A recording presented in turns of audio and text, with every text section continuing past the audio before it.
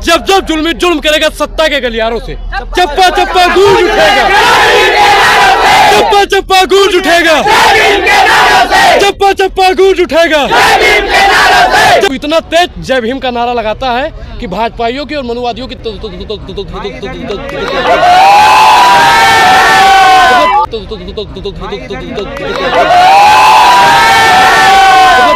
Madam आपको दिक्कत आपको हो रही है? नहीं, जय भीम का नारा सुनिए आप।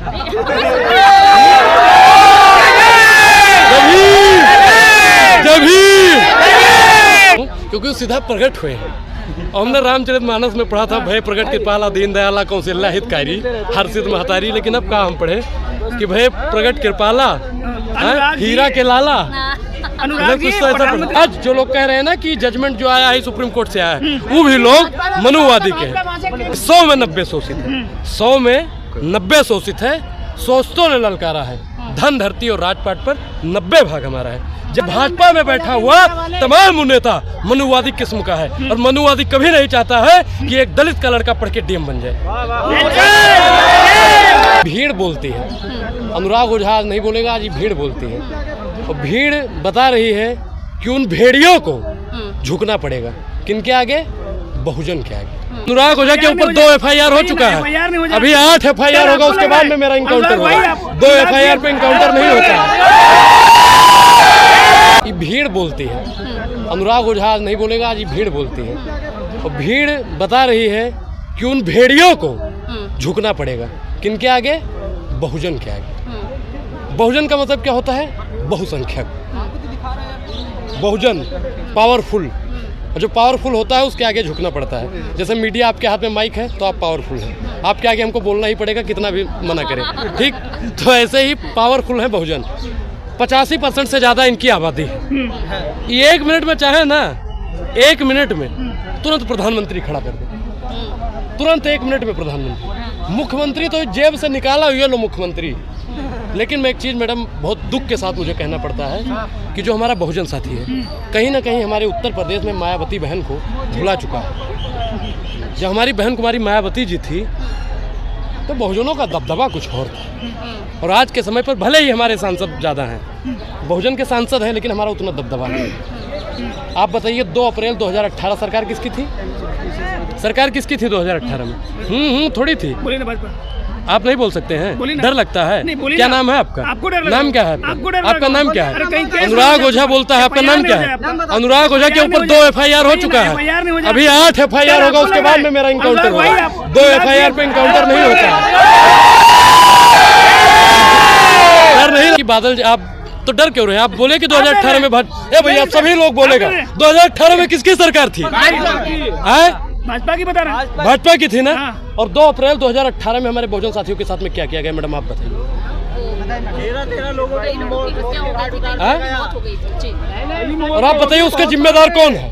उसका जिम्मेदार कौन है? वर्तमान सरकार।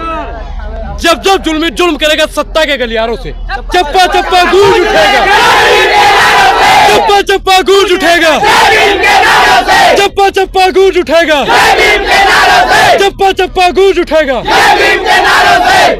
इतनी तेज बोलिए कि 2 जगह आवाज जाए। एक तो जहां से 7 जजों की जजमेंट आई थी, और एक पार्लियामेंट में, और एक नागापुर में जहां पे RSS के कीड़े मकोड़े पैदा होते हैं। मनुवाद की छाती पर मैडम मैं आपको बता दूं कि जो बहुजन साथी है वो इतना तेज जय भीम का नारा लगाता है कि भाजपाइयों की और मनुवादियों की जय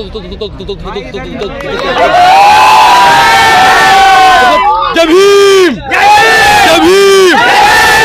मैडम आपको दिक्कत आपको हो रही है? नहीं, जय भीम का नारा सुनिए आप। जय भीम, जय भीम। बीच में टोकती हैं, आपको मालूम है क्यों? इनको वो बताइए अनुराग भाई कि जय भीम से दिक्कत किसको, ये बताइए आप लोगों को। अभी मैं जय भीम का नारा लगा रहा था, मैं रोकने लगी हमको। नहीं, ये बात अपना काटने लगी, बात दूसरा सवाल रखने लगी। दिक्कत किसको अब जय भीम से? भाई प्रधानमंत्री जय भीम बोलते हैं। वो बोलता है, मैं बताऊँ, बोलता है, लेकिन चुनाव के अम्बेडकर हमारे कॉन्स्टिट्यूशन मेकर है, वो हमारे सर्वोपरि है। मैं बोलता हूँ, मैं पिछड़ा का बच्चा हूँ, वोट के समय पर मैं दलित का बच्चा हूँ, सिर्फ चुनाव के समय पर। उसके बाद मैं आदिवासी का बेटा हूँ, सिर्फ चुनाव के समय पर। अरे हमेशा बोलिए ना, अगर आप वाकई में बहुजनों की बात रखते हैं। मोदी जी कहते हैं मैं ओबीसी माँ का बेटा हूँ, ओबीसी माँ का बेटा हूँ, बोलते हैं ना। लेकिन जब SC ST OBC पर बात आती है तो प्रधानमंत्री नरेंद्र मोदी जी के मुंह पे फेविक क्यों लगता है, चुप हो जाते हैं। कभी कभी तो सर वो बोलते हैं कि मैं बायोलॉजिकल हूँ। हाँ, अरे अभी चुनाव के आपने देखा होगा, अभी चुनाव के समय पर उन्होंने, आप बायोलॉजिकल वाले बात पे कुछ कहेंगे? मैं नॉन बायोलॉजिकल लोगों पर बात ही नहीं करना चाहता हूँ, क्योंकि वो सीधा प्रकट हुए हैं।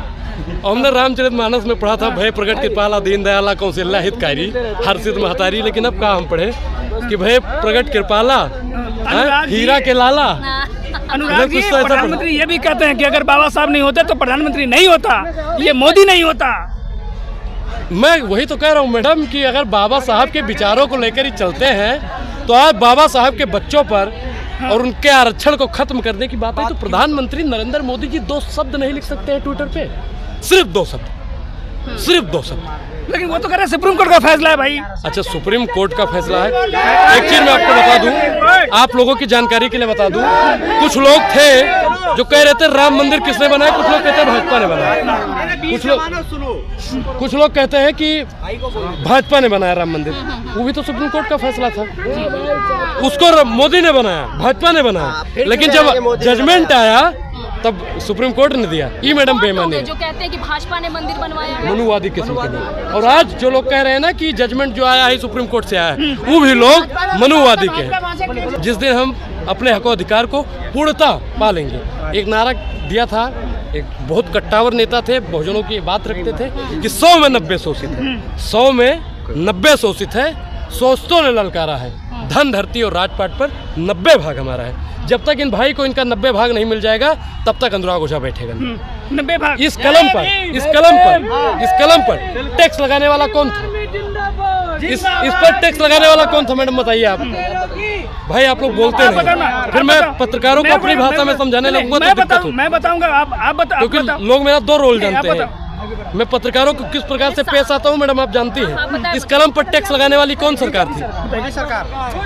बोलिए। अनुराग जी को बोलने दीजिए ना, अनुराग जी बोलेंगे, अनुराग जी बोलेंगे। इस पर टैक्स किसने लगाया था ये बताइए आप बताओ। भाजपा ने लगाया। भाजपा ने इस पर टैक्स क्यों लगाया? क्योंकि भाजपा में बैठा हुआ तमाम नेता मनुवादी किस्म का है, और मनुवादी कभी नहीं चाहता है कि एक दलित का लड़का पढ़ के DM बन जाए।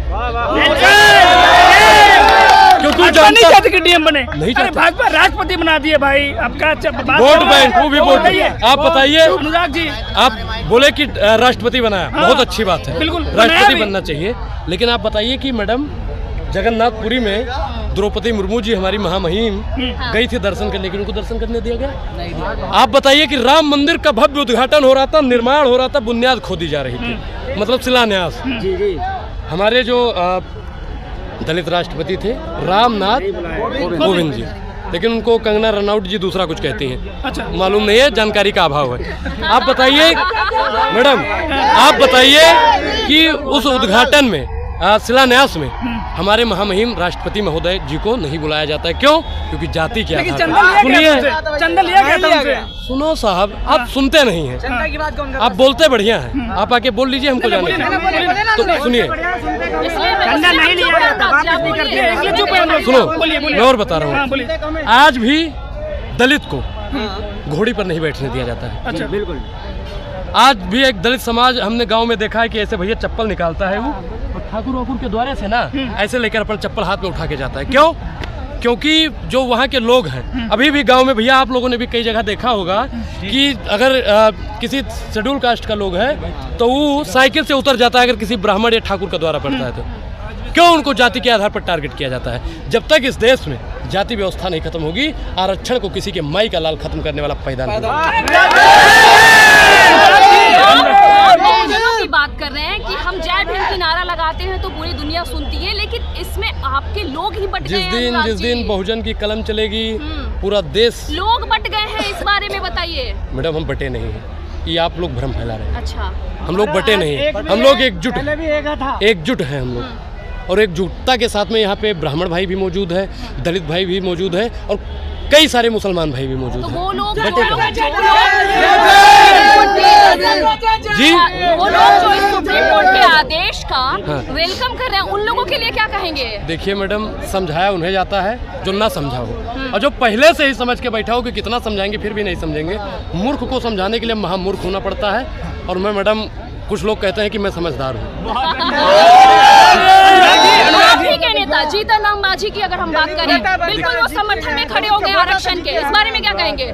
देखिए, सुन नहीं पाया, मैं एक बार दोबारा बोलिए। जीतन राम मांझी वो वोट आप ही लोगों के वोट से जीत के गए, वो समर्थन कर रहे हैं इसका। देखिए मैडम, समर्थन विरोध लोकतंत्र की खूबसूरती है। संविधान उनको भी पावर देता है कि आप विरोध कीजिए कि समर्थन कीजिए। जो आज जजमेंट आया वो भी संविधान के मतलब पढ़ के ही आगे बैठा, उसको भी संविधान के तौर मतलब अगर ना पढ़ता ना जानता तो उसको आज जज नहीं बना रहे, लेकिन पीढ़ी दर पीढ़ी वाला करके वो जज बन गया।